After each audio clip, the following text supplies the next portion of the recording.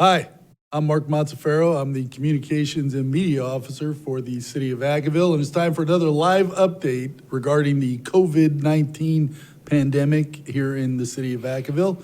With us, as always, Fire Chief Chris Concepcion. Chris, how are you today? Good afternoon. I'm doing great. Great. We have a couple of topics we're going to talk about. Of course, we always start with the update, Yes. where we're at in terms of cases, et cetera, and then we'll move on to other things. So why don't you give us the update first? So locally here in Solano County, we've gone up to 61 cases, and then unfortunately, the county reported the first death as a result of COVID-19.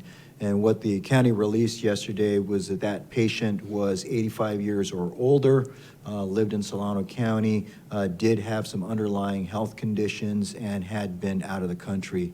And they also did say that they will not release which city that patient was from originally, and that they were not going to release any further information. Right, and they've pretty much stuck to their guns on that one. That's Yes. If there's a question I get every day, that's it. How come we don't have specific city information regarding cases? And the response is always the same. The county's not releasing that information, and I don't foresee them ever releasing that information. No, I don't foresee them releasing that information either. I know there are some other counties whose public health agencies are doing that, but not here in Solano County. Yeah, I think part of the fear is, and this will go along with our next topic too, is if you're in a community that doesn't have many cases, you might not be as vigilant in terms of social distancing and all the other shelter-at-home rules that are in place. Yeah, it could go one of two ways, right? It could, unnecessarily scare people, or the other thing is give other people a false sense of security. Right. And you don't want to do either one of those. Right. All right, so let's talk about the next item, which is kind of if it happens, it'll be a 180 from where we've been previously, and that's the wearing of masks. Yes. So give us an update. Where are we at on that? Well, I know there has been a lot of news stories out there that the CDC is getting ready to put a directive out there or guidance out there that everyone should be wearing a mask. So just to be perfectly clear, that guidance does not come out yet. I mean, there are news stories from different media sources that have says, it's imminent, it's happening. I think the president himself has talked about that, they're considering it, and that's where it is right now. Is they are still the White House is still considering, the experts there are considering, that guidance as to whether or not they want everyone in the public wearing a mask when they're outside. Right, outside, like if you're going to the store, if you have to go get gas, on those absolutely essential trips, they want you to wear some kind of protection. Yes. That's the guidance that we are anticipating that will come out. Again, I want to reiterate that has not come out yet. We could sit here and talk about masks for an hour or two at least. Because I've heard and read many things about the pros and cons of masks. One is that it prevents you from touching your face. Others say it makes you touch your face. Some say it doesn't keep you from getting the coronavirus, but if you're symptomatic, it prevents you from spreading the virus. But I've heard all kinds of things.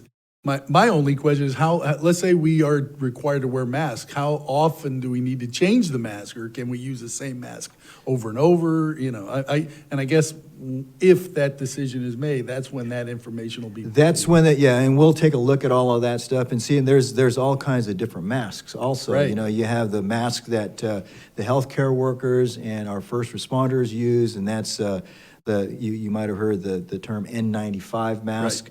Right. Those are for those protect them against aerosolized, and COVID-19 is a droplet form. And then you also have heard out there on the internet, they've got patterns where people are sewing up masks out of cloth. Right. You also have painter's mask and all kinds of different things, and those have varying levels of protection. And they also have varying levels of some of them are single use and you throw them away. Some of them like an N95, you can use them for up to 30 days, but then, they're disposable if certain things happen. So there's a lot of information out there. And that's partly what the problem is with this whole COVID-19 situation is there's so much information. This is an unprecedented situation where there is so much information out there, and it's proliferated throughout social media and all the other different sources. And so I think one of the things that I would like to implore our folks is, don't believe everything you see on the internet, right? Just because it's on Facebook or just because it's on a website someplace does not mean it's true. Look at the valid sites, the CDC, the California Department of Public Health, the Solano County Public Health. Those are all valid sites, and as the information becomes available, that's where it's going to be. Right. Not believing anything you read on the internet is probably good advice regardless, but it's certainly in a crisis. Yes, absolutely. There are several legitimate sites that I check every day. You named all of them. Yeah. I trust those sites, that their information is solid, it's true, it's valid, and it's kept up to date quite regularly. So it behooves everybody to really, and we have all these links on our website too. So if you can't find them on your own, go to the City of Vacaville website. We have links we have a page just for COVID-19, and that has links to other agencies as well. Anything else you want to add, Chief? No, that's it. I'm going to sound like a broken record again. Just make sure that social distancing is kept up. We're coming into the weekend, with people at home, and not that it matters what day of the week it is, but still, 6 feet away from each other. Cover your nose and mouth when you sneeze or cough, and wash your hands regularly. Good deal. Chief, thank you very much. Thank you. Thank you all for watching. We'll see you next time.